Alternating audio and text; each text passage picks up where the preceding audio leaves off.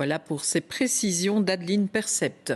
Journée de commémoration ce dimanche à Buchenwald en Allemagne, au camp de concentration, libéré en avril 1945 grâce aux détenus qui avaient organisé la résistance. Des élèves venus de toute la Belgique ont assisté à cet hommage devant le mémorial érigé en 1954 par l'Allemagne de l'Est. Ils ont lu des poèmes, égrené les noms des prisonniers politiques belges. Ils ont déposé des fleurs aussi devant une stèle qui est installée justement en leur honneur. Et ces adolescents ont préparé pendant plusieurs mois ce voyage mémoriel et cette visite chargée en émotions. Raphaël Albardier et Françoise Barré les ont suivis. Les traces et la mémoire du camp de concentration de Buchenwald. Là au sol ne restent que les simples contours des dizaines et des dizaines de baraquements. Un mauvais vent ici claque toujours. Ces élèves avancent en silence.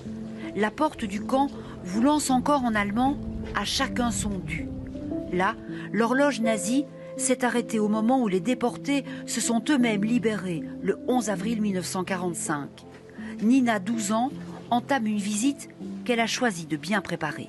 C'est très très important parce que si on oublie, on sera condamné à revivre la même chose. Et donc il faut perdurer le souvenir et il n'y a pas d'âge pour ça, il faut juste être bien préparé.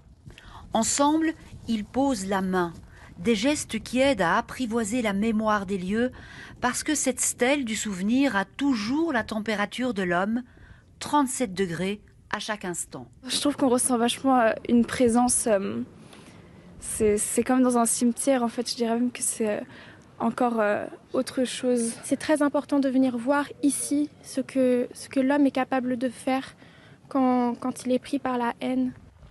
Ces bâtiments reconstitués témoignent du système concentrationnaire nazi. Ce sont les crématoires de Buchenwald, les salles d'autopsie et d'expérimentation, le faux cabinet médical qui servait en réalité à assassiner d'une balle dans la nuque les soldats soviétiques. 8000 y ont trouvé la mort. Donc ici, vous voyez l'endroit où on entassait alors les cadavres des soldats soviétiques qui venaient d'être assassinés. Tout ça pour aller les incinérer dans les pièces un peu plus loin. Et donc, il y a une ingéniosité mécanique, quasi mécanique de la mort. Entre 1937 et 1945, les nazis ont exécuté ici, éliminé, exploité près de 280 000 déportés. Mais Buchenwald, c'est aussi l'histoire unique d'un mouvement clandestin de résistance, une organisation puissante. Chaque fois, c'est une claque, mais aussi une claque d'espoir, parce que c'est pour moi le camp de la résistance, le camp de la révolte, c'est le seul camp qui s'est auto-libéré, et c'est ça que je dis aussi aux élèves.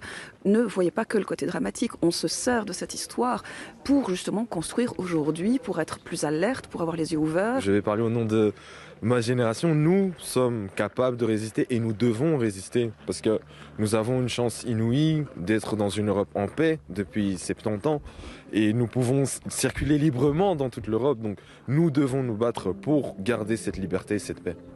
500 élèves sont à Buchenwald pour comprendre et commémorer. Toutes et tous se sont engagés à venir, ce n'était pas une obligation.